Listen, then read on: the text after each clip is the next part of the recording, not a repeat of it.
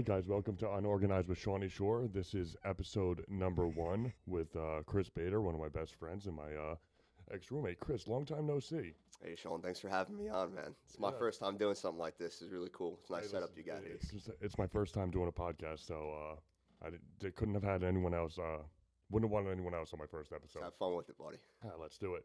So, Before we start off, I got you something. I wanted to what start the tradition of bringing the podcast your little gift. It's some honey roasted peanut butter from Cape May. I know you like that. well, thank you for What are you pre-workout or whatever? telling me what it was before I opened it, but this is the same stuff you got me from, where is this from? Cape May. They Cape sell May, it is there. Yeah. Is it like locally sourced and everything? Yes, sir. Oh, this is amazing. I'm gonna throw this on some rice cakes and have this before my workouts. This There is you great. go, man. Okay, well, I appreciate that. So, Chris, we did see each other yesterday. We were out on the boat. We got some color before the first episode. Good day. It was a great day on the boat. I've never we go to Epcove every weekend. I've never seen it that dead, and just the water was pretty high. It's local summer, man. Not everyone went back up north after Labor Day. Dude, I don't know why they want to go back up north, but I guess they have to. So, but I think Epcove really started our friendship back. I don't remember when we started going consistently. I think when I stopped bouncing at DJs, but that really kicked our friendship off pretty well. Oh, for sure, man. Yeah, it's great getting out there, getting in the sun. Getting out there, getting in the sun, it's always been a great time. And the friendships I made out there are like ones that are going to last a lifetime. I think pretty much all my best friends are friends that just go on my boat every weekend. There you go. But Good yeah, times. great time. I can't complain about a thing. So let's get into it a little bit. So we did live together for a year.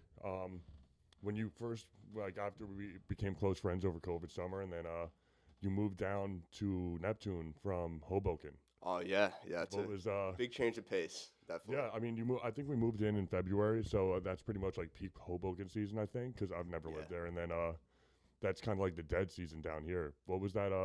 It was an adjustment, but a good one. I lived in Hoboken for 2 years, and it was always so go, go, go. Mm-hmm. Going out a lot. Monday night football, Thursday night football, Saturday college, Sunday going out to the bars. And like down here, it's a little bit more slow paced. I've always been a big beach guy. I've lived in Asbury since May now, and I'm really enjoying it there. I think down here was a lot more my vibe. At this stage of my life, Hoboken, great city to live in. It's fun. Do it for a couple of years. Just feel like I was at the bar. Like, I've been to every bar 10 times there. I was like, it's time for a change of pace. Yeah, no, I'm someone that grew up down here, and I've never really made the move anywhere else. I don't want to personally. I just love It's great down here, I love man. the location. I love the vibe down here year round. I try and avoid going north of the Driscoll Bridge if I can. My blood pressure rises 10 points every time I do.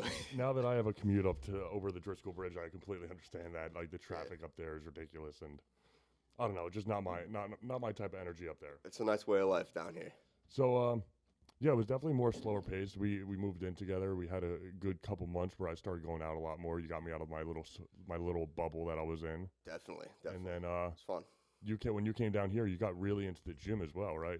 Right. Yeah. So when I moved out of Hoboken, I weighed 155. I was super skinny. Basically like crackhead skinny. I was going out a lot, so I wasn't really going to the gym. Mm-hmm. Kind of got put on the back burner. And then, I learned from you, like going to the gym and like seeing how you meal prepped and cooked meals and stuff. I'm like, hey, I can get into this. It's fun. And then it's been like a year and a half now, and I'm 175 now. And just like overall feel a lot better. And it's just. You look great when you from seeing you from when you were up in Hoboken until now. Your transformation is night amazing. and day, dude. It's great. Yeah. Like your type of fitness. When did you in high school? Did you play any sports really, or? I did. So when I was in high school, I played basketball mainly, and I also played baseball. Okay. Yeah. So you were a multi-sport athlete. Yeah, basketball was my main sport. But yeah. Mm-hmm. And then so when you went to college, did you continue playing sports or anything, or was that? Not really. I was in a fraternity, so I went that route, and I was athletic chair for the fraternity, but it was mainly just like people would kind of get drunk before playing flag football. Okay. It wasn't serious, or anything like that. Listen, you gotta have fun somehow. And that sounds like fun, but it was a good time. So and you went to Monmouth University, which is Yes. around here, so that you were familiar with the area before you moved. So explain how Monmouth was for you. Monmouth was a great school. I highly recommend it. I absolutely loved it there. The professors were great. Class size is small. It kind of was able you could shape your experience there depending how involved you wanted to get in clubs and just like with professors. If you talk to them, they would always help you. I really enjoyed my time there. And I mean, I lived close to Monmouth growing up, and Monmouth's a beautiful campus. Absolutely Location amazing. is amazing. I think you're, what is it, Long Branch, Deal, border kind Long of? Branch, yeah. I So think it's in Long Branch. you have the deep beach right there. You have, Asbury, nice downtown. I scene. think they spend all the tuition money on cutting the lawn, man. The landscaping there is prime. I can admit, landscaping there is very prime. Isn't like the main building at Monmouth, that big white building? There was like a movie film there, right? Yeah, Annie was filmed at Wilson Hall. It's called after Woodrow Wilson. They might have changed the name now. I'm not sure. Okay. But yeah. That's awesome. Mhm. So, what did you study at Monmouth U, and how long did you go there? Finance. So I was a finance major there, and then in 2016, I got an internship on Wall Street, and then I ended up taking that as my first job after. And you got your the masters? In I really wanted to stay. I was part of the 5-year MBA program. I worked at Brennan's Deli locally. It was a good place to work, so I stayed there for a 5th year. Got my MBA. Yep. Okay. No, I mean, I know you taught me a lot about the stocks because I had always had interest in getting into the stock market, and it just seems, from like the outside sitting in, it just seems like it's such an intimidating thing to try to learn. Oh, it is at first, but it's fun. Once you start learning about it, it's just it's a really interesting field, I think. Unfortunately, I did attempt to learn the stock market in 2022, which was a pretty Right after the biggest boom of all time. yeah, which was a pretty rough year. I was trying to learn stuff, and things were just, it didn't seem like anything made sense to me, and Chris was there to support me and make sure I knew that the times weren't always like this, and the market does go back up eventually. Hey, last 3 years have been unusual times. I think everyone can agree. So when you started at Wall Street in 2016, you said? Yes, I worked as a floor trader on the New York Stock Exchange. So what was that like going? Because you went right out of school right into that full-time job on the floor. I did, yeah. It was really good. I absolutely loved it. I think for me personally, it was the best first job that anyone could ask for. I absolutely loved it. A lot of celebrities would come down there. It was cool, like pro athletes and stuff. Got to meet some really interesting people, and just the It's not like your ordinary office job when you're on the floor. It's kind of a different environment, and one that I think suited me very well. Okay. And what was it like when you started there? Like, it was pretty cool. Like right away, I met some pretty interesting people. I got to meet Steve Aoki. I got to meet Shaquille O'Neal, who's like one of my favorite people of all time. Like I really wanted to meet him. It was cool. He came down a couple times.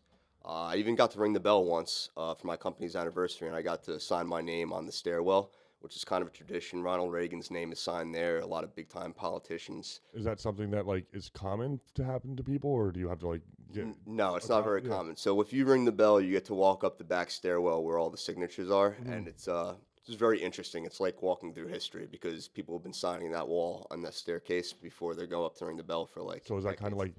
like? I guess that's like the Hollywood Walk of Fame. It was a little bit of a dream come true. I wasn't really supposed to do it. It was only supposed to be the partners, and my boss knew I really wanted to ring the bell at one point, and he let me go up there in his place, and I was like, "That's sick." That's awesome. It was really awesome. So doing that transition from college first year out, you go into like Wall Street, and that's always been your dream job, right? Yeah, I wanted to do that. Work with stocks anyway, since I was in 3rd grade. My grandfather used to watch me. Like a lot of people, like there's always articles like people will change their mind 3 times once they get to college what they want to do. It was like never for me. I knew from like day one, as soon as I saw my grandfather on Yahoo Finance, I was like, "You just made money doing nothing, watching me today?" He's like, "Yeah." I'm like, "This is what I want to do." No, I mean, listen, I'm one of the ones that I barely knew what I wanted to do growing up. I hated school. Sports wasn't working out for me, and I'm like, shit, I have no clue where I'm going with this. But that's awesome to hear someone that, especially like finance, that's like such a weird one.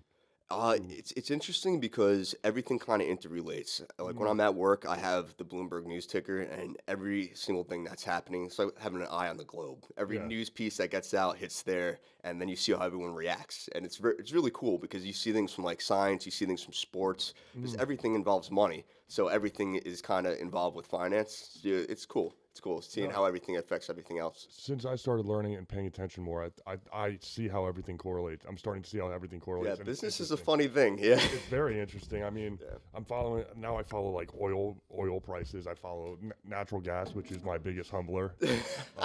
Lost quite. That was a rough trade. We did. We were both up quite a bit of money, and we got a little greedy on that, I think, and Yeah. we're down bad now. But It happens. It happens. But yeah, you know, you live and learn, and that's just the one that I keep to remind me that you're Yeah. not always going to be up. You're not always going to be right. No, and then so 2016 until how long did you work on the floor? So I got my internship in 2016. It was kind of the peak of like election season right up to that, and everyone was like, "There's no way Trump can win," and then he won. And I was like, "Oh shit!" No, yeah, I Excuse mean, my language. I don't know if you're allowed to curse on it. I mean, yeah, we are not going to be. Yeah, we can cut that. Yeah. Well, I mean, we're not cutting anything. We can curse on here. Okay. We don't care. But that was my first week actually of the internship was when Brexit first happened, and What is Brexit? that is when Britain left the European Union. So that was a major like macroeconomic event, and my boss was like, "You're seeing history today." I'm like, "What?" And I'm like, I didn't really realize. He's like, it was a big day. So there was a lot of, and then I got to see kind of how big events in the world affect like stocks, and it was very interesting. COVID was like the biggest sign of that. Like that was just insane when COVID happened down there. I mean, what was it like being on the working the floor for a couple years, getting your feet under you there, and then all of a sudden this like pandemic starts happening, and no one really knew what was going on. It was cool. So by the time the pandemic hit, I had been there. I worked there on the floor from 2018 to 2022. So I already had a couple years of full-time work there before the pandemic hit. So I had a lot of responsibility at that point already, like a decent amount. And it was just insanity. Phones ringing off the hook. The stock market was down so much that they would do freezes. So they would freeze trading and let people settle down. It's called trading halt. So limit they up. Would just basically stop the market for the They'd day. stop the market for 15 minutes, and I wouldn't even have enough time to catch up to everything that I needed to do before they reopened the market. Like that's how busy it was when that happened. It was really interesting times. Mm-hmm.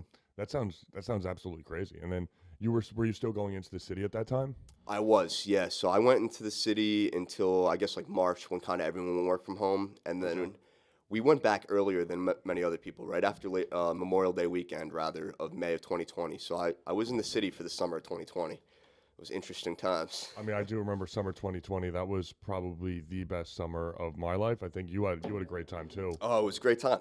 The demand for the boat was sky high. I mean, we didn't have to compete with Parker House or We anything. didn't have any. There was no competition at all. I think we were going on the boat pretty much every weekend. We had a shore house down there too. Oh, it was great. I would go back in a heartbeat, but obviously you don't want see that happen to the world. Nah, forget about that. I don't want to go back to that. No. Even though the boat was great. Yeah, well, it was a lot of fun. But so you left that job on the floor, and now you're doing something new, right? I did. So now I work for a market maker. Rather than being a trader, I'm a risk analyst now, and I'm also a supervisor of a trading desk. So I'm a little bit removed from the actual trading aspects of it. I have a lot more like admin work and other responsibilities that I do, and it's good. It's good to diversify and kind of learn a whole new skill set, you know. So when you say like you're a risk analyzer, what are you really analyzing on the market?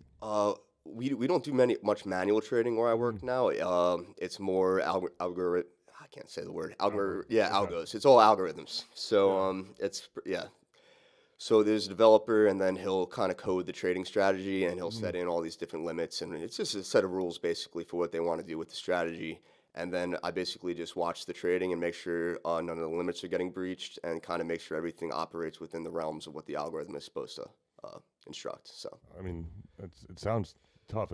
How do you like doing that now? I like doing it. It's definitely there's a lot of other aspects. Whereas like when I was on the floor, I basically just traded, and it was very one dimensional in that sense. And now there's a lot of different factors to look at and to address on a daily basis. But it's good. Like I said, it's a whole new skill set, so it's good to grow as a person, kind of learn. You get a little more freedom with this job too, right? Because you're not. In terms of hybrid, yeah, they're very lenient with where I work from. I still go into the office a couple days a week in the city, but it's good. That was a big reason why I left. I think work from home is really here to stay. It's the new. More of hybrid work sometimes going in, but there is benefits to going in as well. Yeah. But I think that's the new way of things. So this job allowed me to do that. How do you feel like? Do you feel like you're as efficient when you go into the office as you are at home, or vice versa? I think so, but the way I have it set up now is so Mm-hmm. when I'm in the office, I like to go early in the week, like Monday, Tuesday, or Monday, Tuesday, Wednesday. Mm-hmm. I'll get all of my administrative stuff done, so then I could just focus on in the days when I go into the office, and then Thursday and Friday is more of like if something pops up, I can address it. But most of my weekly duties that I need to conduct are already taken care of by the time Gotcha. that part in the week. And then I like to front load a little bit. yeah, I mean, I don't blame you, especially living down by the shore in the summertime. I would not want to, if I could, I would not want to commute anymore Exactly. on Thursday and Friday, because trust me, that traffic on the way home is something I've never seen anything like it. Brutal. It's terrible. So with this job, like, what do you see yourself doing, like, in the future? Do you want to continue with this company? Do you want to move maybe into a different division or anything with this company? I love where I'm working now. I Mm. think it's really, really interesting stuff, and I'm really into it. So yeah, I definitely would Want to continue want with to this? continue and move up the chain here. Yeah, Yeah, they've been very, very good to me at this place. So. No, it seemed when we moved in together, your quote to me, I think, was, I'm gonna quit my job, I'm gonna buy a Tesla, and then I'm gonna move down the shore." Yeah, And and I did. I mean, you pulled it off. If anyone else said that to me, I would be like, "This sounds like a terrible idea for me." But Well, that all started December of 2021 when like that or third strain of COVID was going around. I got COVID, so I was Okay. sick, and then the policy at that point was you had to stay out of the office for 15 days. So I was home from the stock exchange. I wasn't going in for 15 days. Mhm. During that time, I bought a Tesla. I missed Christmas because it was during Christmas. I signed the apartment with you, or we kind of started talking about it at least. No, And I think we signed, because I remember you. I think we signed too. I didn't want to say that because I didn't know if it was No, it factual. was, but because think I we remember did. you told me you had COVID, and we were trying to. My schedule was weird. I was working like retail, so I didn't have. We had like very opposite schedules Yeah. as far as like days off were concerned, and I was like upset because I didn't think we would get it, because you couldn't see the place because you had COVID. Oh yeah, yeah, And that's I was true. like, "Oh man, this kid got COVID at the first time." Like, we have a great I think apartment we here. signed it without me even looking at it first. I don't even think I ever went to look at it. I was just like, yeah, sure. Did I? Whatever. Did I just like send? I think I might have You just sent me sent you. pictures, and I was sent like, you a yeah, picture. that's fine. No, it worked out great. We Yeah, had it worked a out. great spot in Neptune over there. Shout out to Waverly. The Waverly, yeah, no, I mean, it was a great time while it lasted. You do have a little bit of a side hustle going for you too. I mean, today being Sunday NFL football.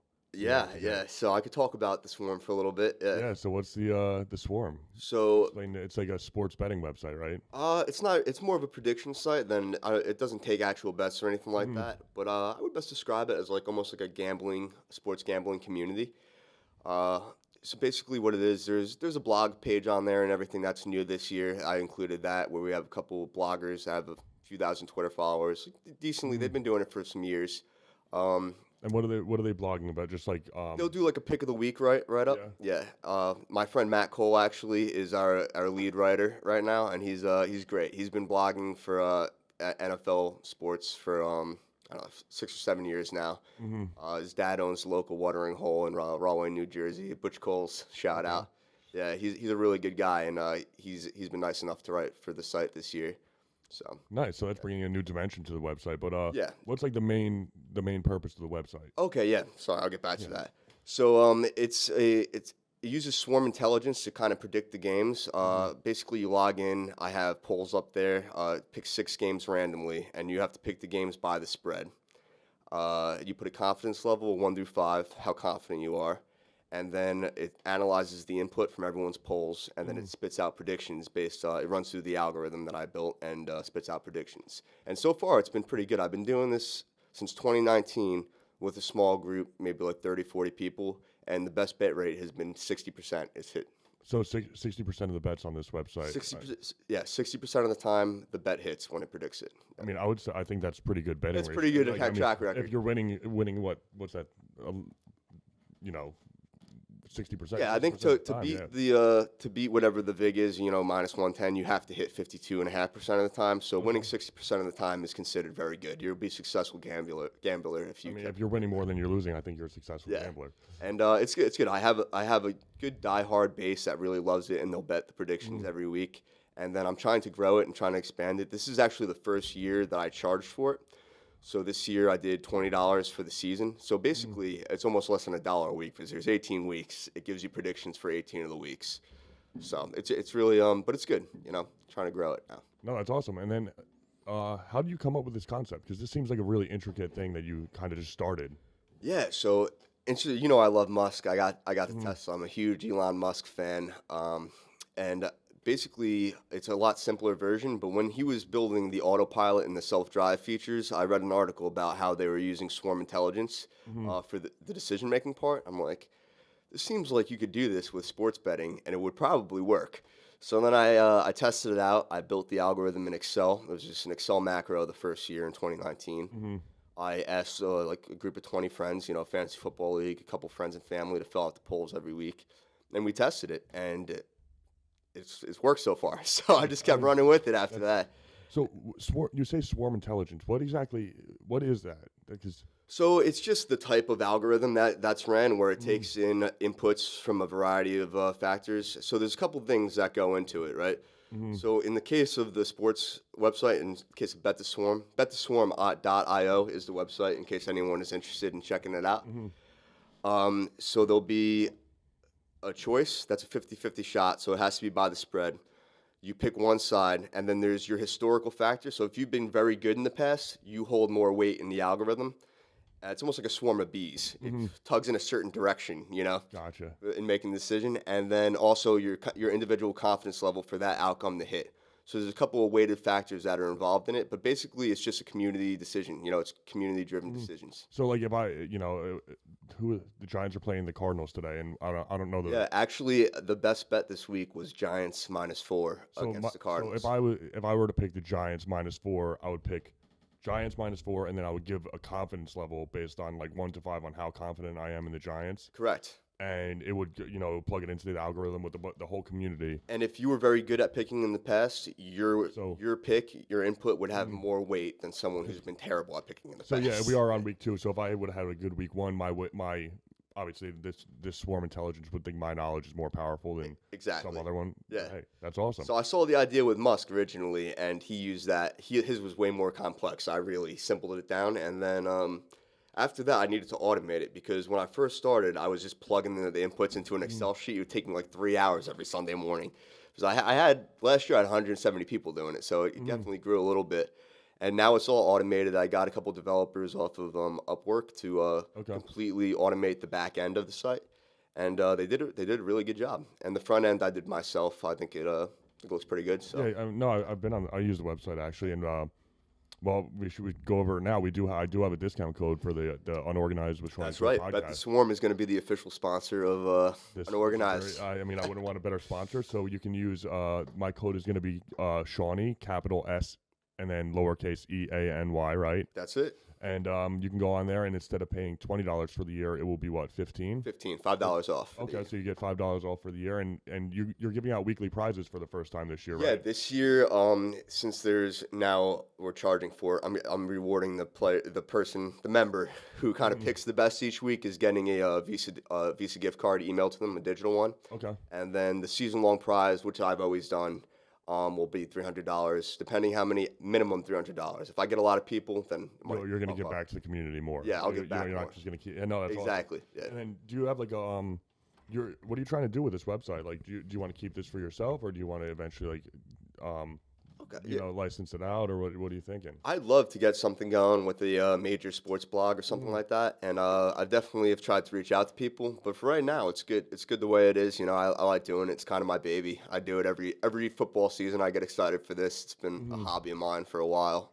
So it's and the people that do it really love it. Like they fill it out every week. They're like, when are the polls going up? They're really No, into no, it. So it's great. it is fun because Yeah. then I did it a lot last year. I need to sign. I'm going to sign back up today actually, Yeah. and no, it's a good time, and it's cool to see like how the community does with their bets and see who's doing good, who's not, and That's when great, someone yeah. gets hot, it's And exciting. yeah, there's a leaderboard, so it tracks all your decisions for you over the course Mhm. of the year. So you could see, oh, I did terrible this week. I got better as the season went on. And you could see your historical bets too. So it's nice, yeah, that it tracks that. No, it's awesome, and then yeah, I think we can wrap it up here for the first episode. Yeah, sure, sounds good. It is 1:30 on football Sunday. Yeah, and we gotta so watch some football. We gotta do what we do have to watch some football. So remember that is bettheswarm.io, Yep, and then you can put in discount code Seany with the capital SEANY, that's and it. you'll get $5 off for the year, and you can win some money and just have a good time and be part of a really cool community. Thanks for having me, Sean. It's been great. It is. Yeah. Okay. Let's see what the time is on. That was definitely shorter than the first one. Yeah.